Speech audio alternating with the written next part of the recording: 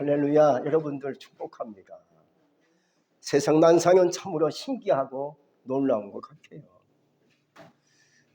안 될 것 같은데 되는 경우가 발생하기도 하고, 꼭 될 것 같았는데 안 되는 경우가 있는 걸 보면 참으로 희한하다라는 생각이 들게 됩니다.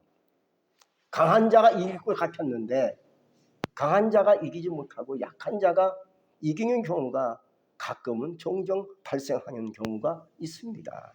성경에 보면 다윗과 골리앗의 경우가 바로 그렇습니다. 이 골리앗은 블레셋 사람 장수인데 키가 굉장히 큽니다. 3m가 넘어요. 그런데 이 용사 앞에 강할 이스라엘 군대 용사가 없는 거예요. 마침 소년 목동 다윗이 소년이지요. 아버지의 심부름으로 왔다가 골리앗을 본 거예요. 다윗은 키가 작고 소년이지만 마음은 아주 용사였습니다. 하나님을 경외하는 아주 큰 용사지요. 그가 얘기합니다. 왕이시여, 제가 나가서 저 골리앗을 싸워서 이기겠습니다. 그 당시 초대왕 사무랑이 야, 너는 어린아이인데 감당할 수 있겠느냐? 저 상관없어요. 제가 덕에 있을 때 양을 치다가 사나운 맹수 제가 다 이겼어요. 물매 한 방이면 끝나요. 하나님 나와 함께 하세요. 그래, 알았다 하고 그를 전장에 내보냅니다. 저 멀리 보니까 꼬마 소년이 물매를 가지고 다가오더니 골리앗이 웃긴다는 거예요. 야, 너는 가서 다시 어머니 젖만 더 먹고 와라. 지금은 안 된다. 어찌 어린아이가 나에게 와서 싸우려고 하냐. 장난치냐. 그러니까 다윗이 얘기합니다. 너는 나에게 칼과 단창으로 오지만 나는 너에게 난궁의 여호와 이름으로 간다 하면서 물매를 돌리기 시작합니다. 팽팽 돌립니다. 돌리더니만 팩 쏘니까요 골리앗의 그 이마 여기 명치 가운데를 맞춥니다. 결국은 골리앗이 쓰러져 죽지 않습니까? 전쟁이 끝나고 싸움에서 이기고 승리하지 않습니까? 여러분, 참 놀라운 예상을 깬 싸움이었다고 생각합니다. 오늘날은 옛날과 달리 복지 차원에서 약자를 많이 생각하는 차원으로 가고 있지 않습니까? 그래서 약자가 있으면 왠지 모르게 돕고 싶어요. 불쌍해 보여. 이것이 바로 마음의 동요고요. 하나님도 그렇게 생각하시리라 믿습니다. 누가 약자입니까? 연약한 자가 약자예요. 어리석은 자가 약자예요. 누가 약자입니까? 힘이 없는 자가 약자예요. 돈이 없는 자가 약자예요.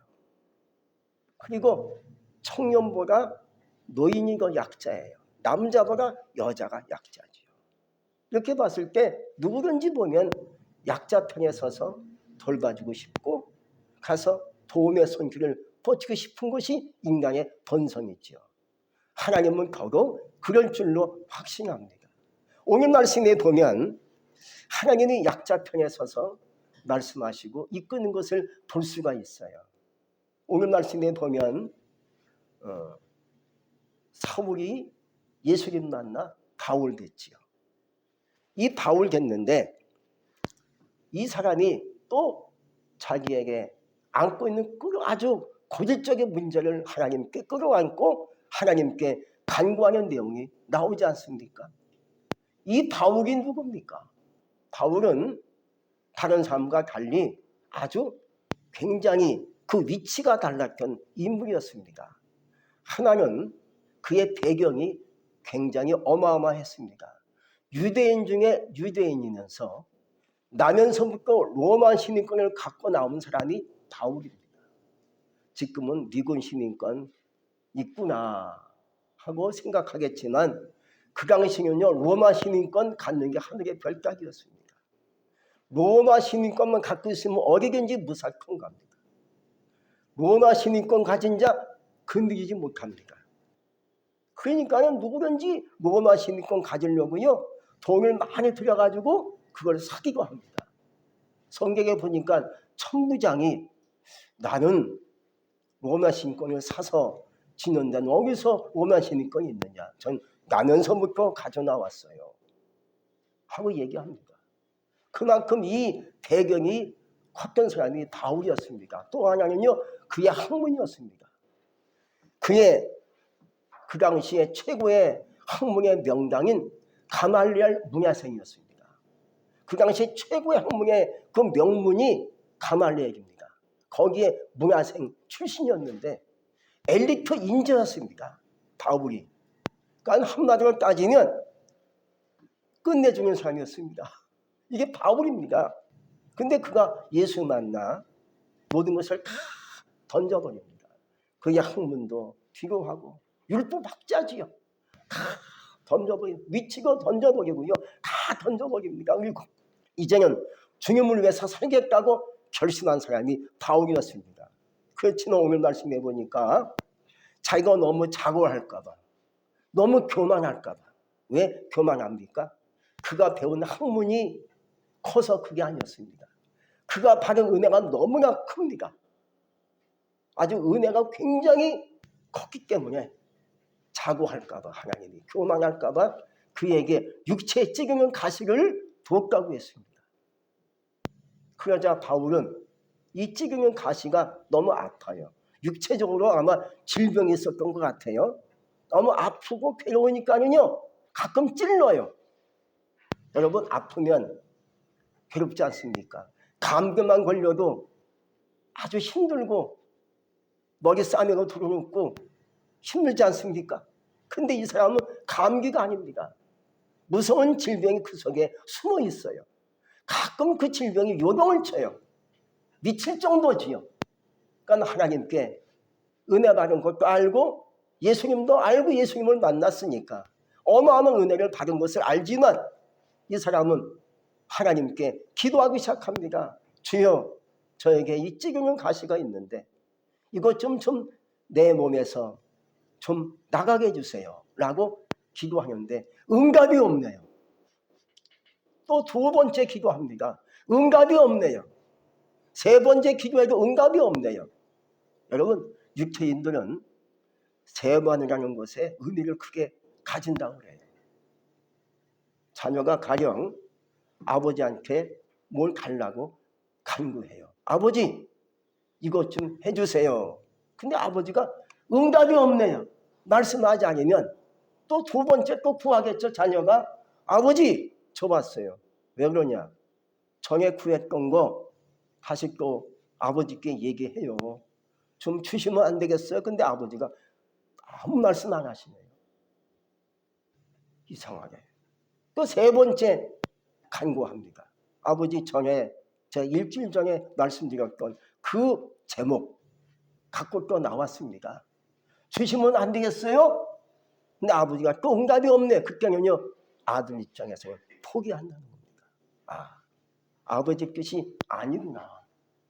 더 이상 요구하면 안 되겠네 라고 생각하고 포기하는 것이 유태인들의 정석이라는 거예요. 오늘 바울이 그러했습니다. 세 번째 하나님께 구했는데 하나님이 알았어 꺼내줄게 라고 말씀하신 것이 아니라 이렇게 하나님이 말씀하십니다. 내게 이르시기를 내 은혜가 네게 족하도다. 이는 내 능력이 약한 데서 온전하여 짐이라 하고 이 말씀을 하시니까 바울이 무릎을 치면서 주님 알겠습니다. 더 이상 구하지 않겠습니다. 알겠나이다. 무슨 뜻인지 알겠습니다. 라고 주님께 말씀을 했겠죠. 사실 은혜가 최고입니다. 은혜 없이는 살 수 없습니다. 은혜가 오면 모든 것이 열리게 되어 있습니다. 할렐루야. 막혔던 문도 은혜가 들어오면 열리게 되어 있습니다. 은혜가 들어오면 기적도 나에게 나타날 수 있습니다. 그러니까 은혜가 먼저이고요.